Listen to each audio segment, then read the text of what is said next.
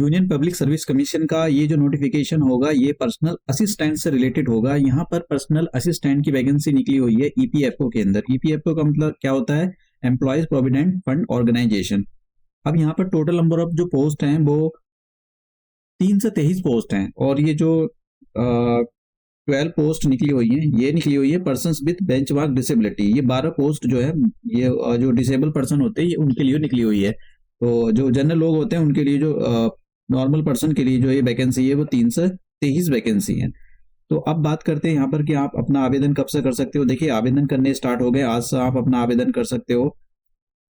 Salary, देखिए जो salary है आपको लेवल 7 पर मिलेगी।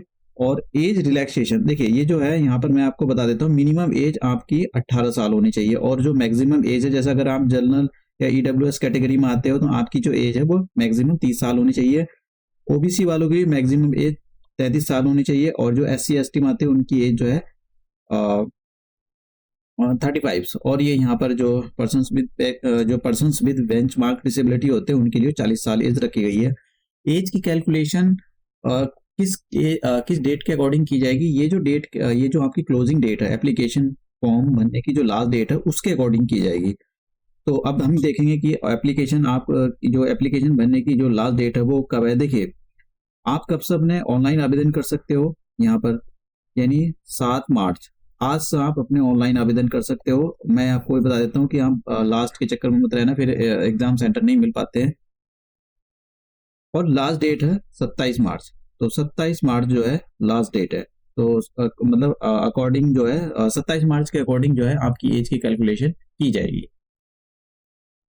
अब यहाँ पर हम बात करते हैं कि जो आपका एग्जाम है वो कब होगा। देखिए आपका जो एग्जाम है 7/7/2024 को होगा, यानी 7 जुलाई 2024 को आपका एग्जाम होगा। तो यहाँ पर डेट भी बता रखी है कि आपका जो एग्जाम है, और करेक्शन करने के बारे में बता रखा है कि आप जो है 28 मार्च से लेकर 3 अप्रैल के बीच में जो है करेक्शन कर सकते हो। 7 दिन ये विंडो अवेलेबल रहेगी करेक्शन करने के लिए। ये परमानेंट जॉब है, और जो नॉन मतलब ग्रुप बी की जॉब है, नॉन गेजेटेड ऑफिसर की जॉब है। अब यहाँ पर हम क्वालिफिकेशन की, देखिए अगर आपने बैचलर, एक सिंपल बैचलर डिग्री आपके पास होनी चाहिए, और यहाँ पर स्टेनो मांगा गया है, स्टेनोग्राफी मांगी गई है कि आपको 10 मिनट दी जाएंगे, और जो स्टेनो में आपकी जो स्पीड है 120 वर्ड्स पर मिनट, कितनी आपकी स्पीड होनी चाहिए स्टेनो के अंदर। इंग्लिश और हिंदी दोनों के अंदर हो सकता है। आप जब फॉर्म भरोगे तो उसके अंदर पूछा जाएगा कि आप हिंदी या इंग्लिश में लिखना चाहते हो। फिर ट्रांसक्रिप्शन होगा। ट्रांसक्रिप्शन का मतलब आपकी जो है टाइपिंग और होगी कंप्यूटर पर। देखिए अगर आपको इंग्लिश में करनी है तो आपको 50 मिनट दिए जाएंगे, और हिंदी में करनी है तो आपको 65 मिनट्स दिए जाएंगे। तो ये जो है, और ये दोनों ये जो है ये स्किल टेस्ट की कैटेगरी में आता है, और ये क्वालिफाइंग नेचर का है। ठीक है, तो आपकी जो मेरिट लिस्ट है वो रिटर्न टेस्ट के अकॉर्डिंग होगी, अभी देखेंगे हम। और ये जो है क्वालिफाइंग नेचर की, लेकिन हाँ कंपलसरी आपको देना ही पड़ेगा ये।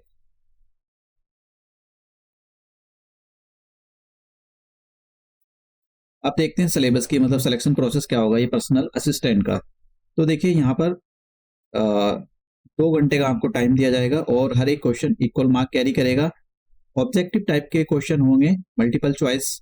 अगर आप वहां पर सही करते हो, मतलब गलत करते हो, तो आपको 1/3 marks, that is the 0.33 marks आपके डिटेक्ट कर लिए जाएंगे wrong as a penalty.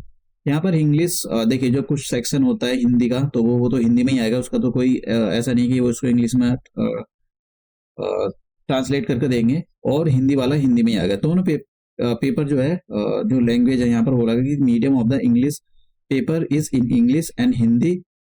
English और हिंदी दोनों में आएगा। जैसे जैसे मान लो इंग्लिश का आ गया यहाँ पर, तो इधर की साइड में हिंदी लिखी हुई होगी, इंग्लिश वाले पेपर की हिंदी। लेकिन जो पेपर हिंदी का ही होगा, या जो पेपर हिंदी का होगा वो हिंदी में ही होगा। अब बात करते हैं यहाँ पर, देखिए पेपर ये जो भी आपका सिलेबस है, देखिए सिलेबस के अंदर इंग्लिश पूछी गई है, इंग्लिश पूछी जाएगी, general English, general awareness, quantitative aptitude, और रीजनिंग और कंप्यूटर से क्वेश्चन पूछे जाएंगे। ये जो आपका पेपर होगा ये 300 मार्क्स का होगा। जैसे मैंने कहा 2 घंटे का टाइम मिलेगा, और इसी के अंदर 300 मार्क्स के अंदर ही आपकी मेरिट बनेगी। अगर आपने इसमें अच्छा स्कोर किया है, अपना अच्छा स्कोर कर लिया है, तो आपके सिलेक्शन होने के चांसेस बढ़ जाएंगे। और ये जो दूसरा स्किल टाइप होगा जिसमें कि आपको स्टेनो कराई जाएगी, कंप्यूटर पर टाइपिंग कराई जाएगी, ये के क्वालिफाइंग नेचर का होगा। हाँ, लेकिन कंपलसरी होगा। ये यहाँ पर एग्ज़ाम जो आपके कंडक्ट कराए जाएंगे अक्रॉस द इंडिया, ये उसके सेंटर दिए हुए हैं। जैसे मैंने कहा कि 7 जुलाई को आपका जो है एग्ज़ाम होएगा। तो एग्ज़ाम यूपीएससी अपने टाइम की पक्की होती है, फिर के लिए कभी नहीं छोड़ती है कि पोस्टपोन कर दिया, ये कर दिया है। एग्ज़ाम 7 तारीख को ही होगा।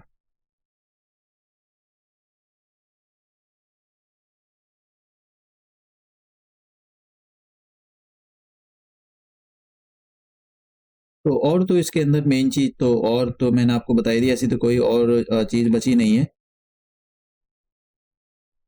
इंटरव्यू वगैरह के बारे में तो यहाँ पर नहीं लिखा है कि इंटरव्यू होगा, बस आपका जो है यही होगा, ओनली रिटन टेस्ट होगा बस।